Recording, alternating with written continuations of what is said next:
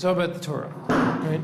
And what it is and where it came from. And all these words that you hear, today you're going to learn, well, actually it won't be today, but soon we're going to learn some very important words that you hear in just about every class, and you may not know what they mean, right? So the real point of this class is that you should understand where everything else that happens in your Jewish education is coming from, right? What is the Torah? Where did it come from? What's the written Torah? What's the oral Torah? What's the Mishnah? What's the Talmud? What's a Midrash? What do they mean when they say, it says in this tractate on page 28a, what's a tractate? And what do you mean 28a, right?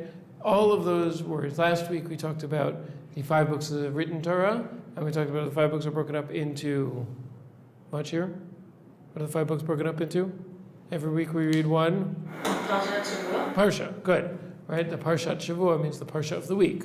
So every week we read one Parsha, which is a section of the Chumash, right, of the written Torah, right? And we talked about how every year we go through the whole thing. We talked about the books of the prophets, right, and the books of the writings, and then we take from the books of the prophets and create a Haftarah. That was all last week's class.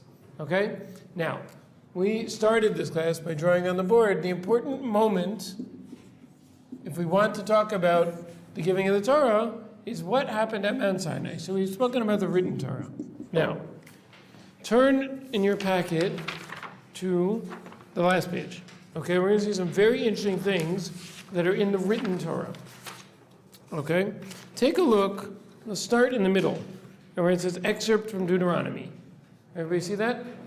Somebody want to read this? This is even a part of a verse from Deuteronomy. You can read it in English.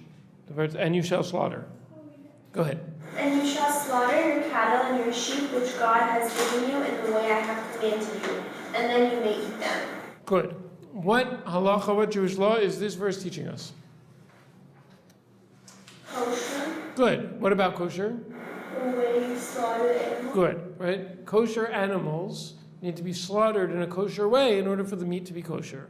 Right? When people ask you, what makes this kosher, what do people usually say? It's the way you slaughter. Good. That's not what you people usually say, but you're right. Right? People usually say it's been blessed. It's been blessed by a rabbi. That's it. Right? Right? I cannot, with the power vested in me, bless meat and turn it into kosher meat.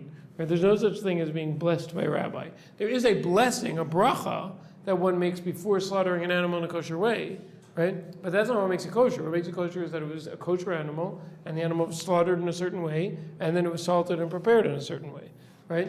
So the slaughtering in a certain way comes from this verse, right? Now, all it says in this verse is that Hashem told Moshe, it says in the Torah that you shall slaughter your animal in the way in which I have commanded you, right? Where in the Chumash does it say what that way that Hashem commanded him was? It doesn't. Right? You can flip through the 5 books of the Torah, and it never ever tells you how to slaughter an animal. Oh, Right? does it? It doesn't. But does it tell you to slaughter in a way that does not cause them pain? Nope. All it says is that you have to slaughter it in the way I have commanded you. So it's in the oral Torah? Well, 1 second. Oh, it's the oral Torah. Right? But in the written Torah, you can flip through the whole written Torah, all 5 books, every parsha, and you won't find anywhere where it says, what is this way that Hashem commanded us? Right? So where is it? In the oral Torah. What does that mean? Where's the oral Torah? Well, it was given. Huh? It was given already from God to Moshe, to the Tzaddikim, to the Nevi'im. Okay, good. So what happened was that when Hashem gave, we talked about how Hashem gave the Torah word for word, letter for letter, right? When Hashem told the Torah to Moshe, he would say, Moshe, write this down. Right? And then he would say the words, when you slaughter your cattle and your sheep, in which God has given you, in the way in which I've commanded you, stop. Don't write this part down, but watch me. And then Hashem would explain to him how to slaughter an animal. And he said, you have to slaughter it with a knife, and you have to make sure the knife doesn't have any nicks, and you have to make sure that you cut this many of the valves that connect the trachea, and you have to do, right? There are all these laws of exactly how to slaughter, and what blessing to say before you slaughter, and what to do with the blood, and all of those things, right? So Hashem told all that to Moshe, and told him not to write it down. We'll talk about why he did it that way, right? But that's where the oral Torah comes from, right? The oral Torah was not written by rabbis. We will talk about the rabbi's role in oral Torah later, right? But it's not something that was invented later. It's not a series of legends The oral Torah's origin is that when Hashem gave the written Torah at Sinai, he gave along with it an oral Torah. And without the oral Torah, the written Torah makes no sense. Again, what was happening was Hashem was telling Moshe, write this down word for word, letter for letter. Stop, let me explain it to you. Write the next verse down, word for word, letter for letter. Stop, let me explain it to you. And Moshe didn't write that part down, he remembered it. Right? And then Moshe taught that to his students, which was an entire generation of people. We'll talk about what happened from then on. Right? But that's where the oral Torah comes from. Now with this, we answer a lot of questions. Right? Because there are a lot of things in the Torah, like I said, that make no sense if you don't have an oral Torah to go along with it. Right? For example, if you see below that, right? Where in the Torah, anybody ever been to a religious wedding? How do they get married? Under the chuppah. Good, right? Man gives a ring or something of value to the woman, right? She receives it. He says a sentence that indicates that he's giving this to her because he wants to marry her. 2 kosher witnesses see it. They're married, right? Where does it say that in the Torah? It doesn't, right? Now it does say Abraham married Sarah, and it does say that Yitzchak married. Anybody know who Isaac married? Rivka. And it says that Yaakov, Jacob married. Good, Rachel and Leah, right? And we have all kinds of stories about people getting married. Moshe married Zipporah, right? Everybody, we know that there is such a concept. Your parents, your parents? Oh yeah? Oh, very good. Okay. Do you have a son? Do you have a brother named Gershon?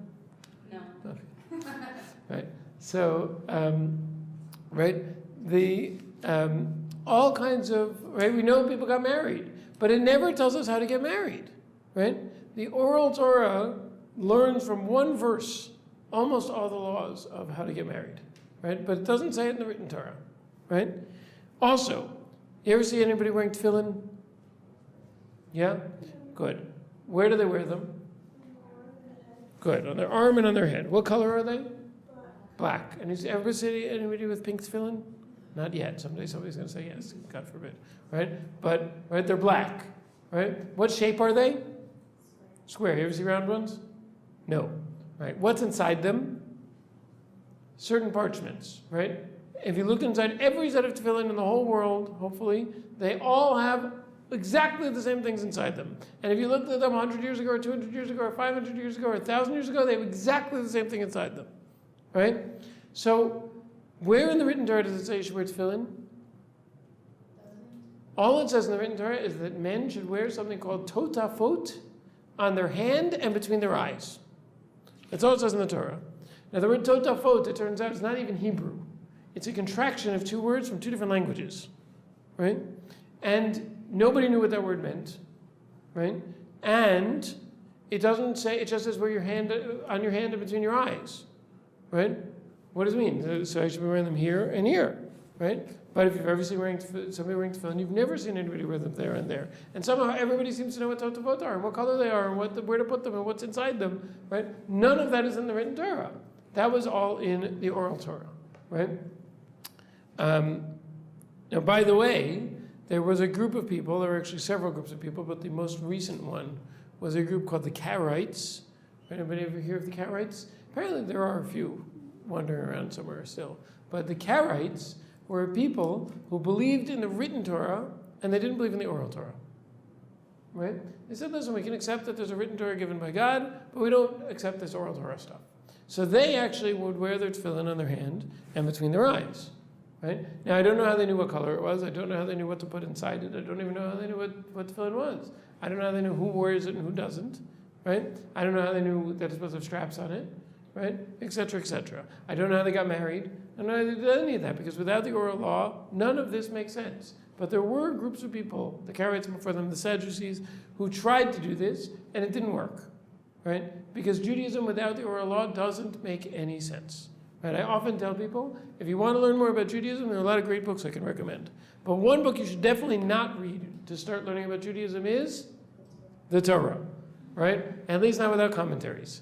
Right? Because if you take this book, right? And you start reading through it, you will find grammar mistakes, you will find things that don't seem to make sense, you will find things that aren't explained well enough, you will find things that seem to contradict other things it says in the Torah, right? So without the oral Torah, I don't know how to make heads or tails of the written Torah, right?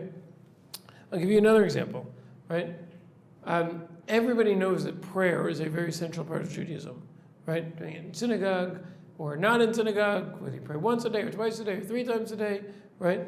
All of that is not in the Torah. It doesn't say anywhere in the written Torah that anybody should pray. It does say that we should do some kind of service with our heart. We have to serve Hashem with our heart. And the oral Torah explains that the way you serve Hashem with your heart is by praying. But if you just read through the written Torah, you'd say, okay, Jews don't pray.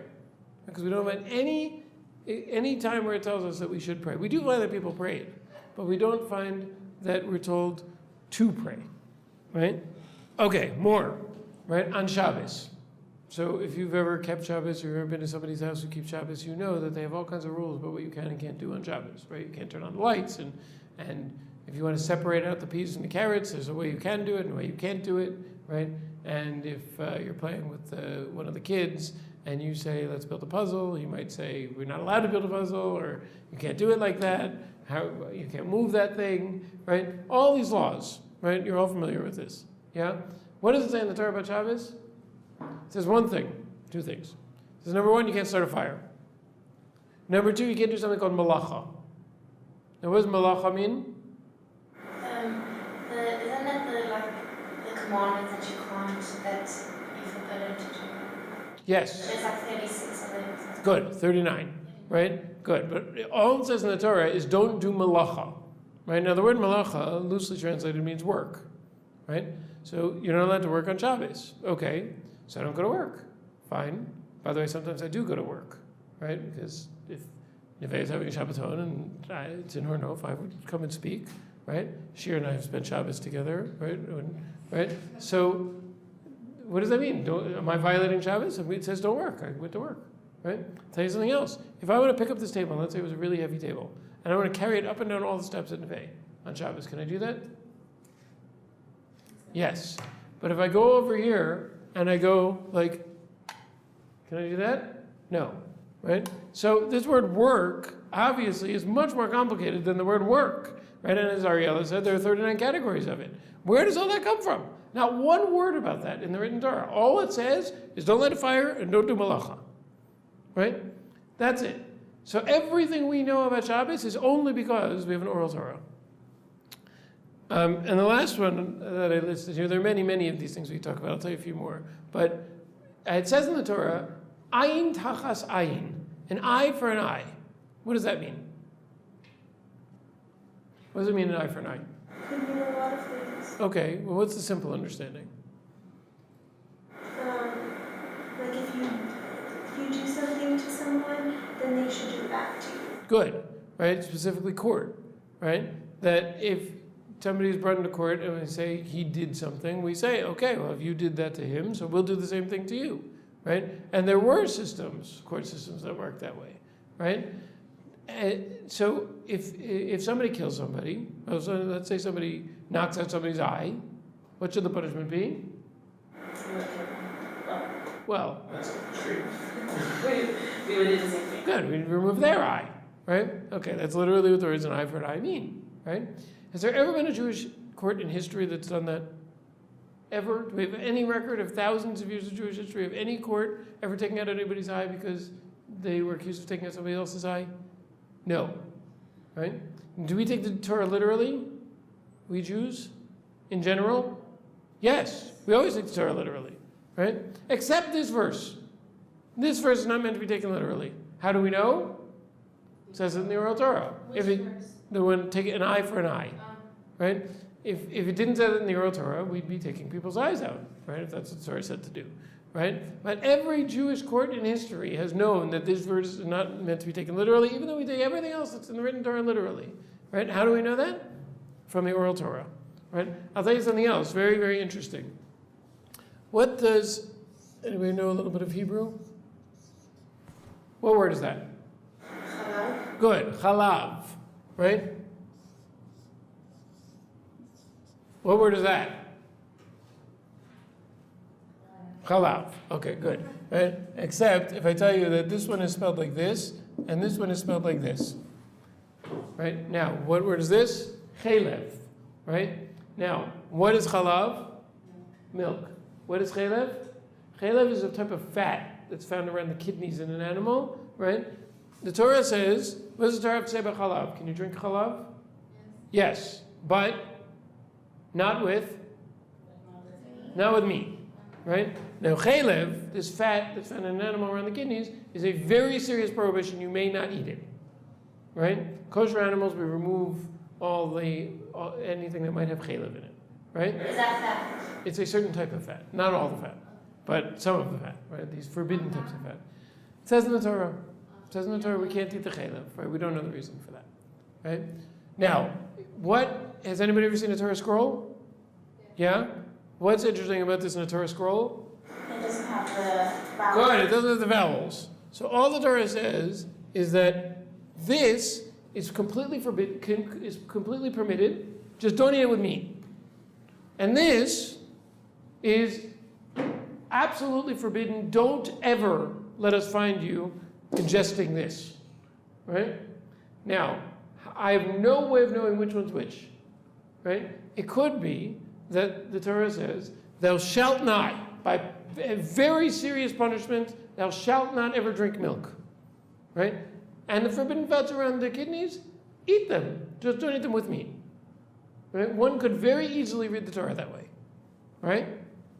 But the oral Torah tells us no, that the first one is chalav, which means milk, and the second one is chelev, which means forbidden fats. But without the oral Torah, that doesn't make any sense. The oral Torah has vowels.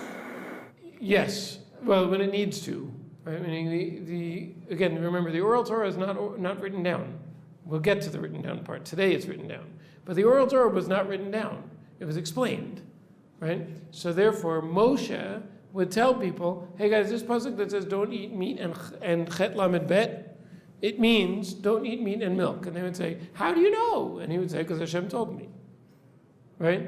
So, right, there was the written part, and then we'll talk about why it is this way, right? And we'll also talk about why do we believe this, if state oral didn't mistakes happen all along the way, right? But first, what we want to point out is that it must be, if you believe in the written Torah, if you believe the written Torah is divine, you can't not believe in the oral Torah, right? Because the written Torah is unreadable without an oral Torah, right? It must be that that Hashem not only gave us the text, but explained the text to us, right? And that's what we understand the oral Torah to be. The oral Torah is Hashem's explanation that comes along with the written Torah.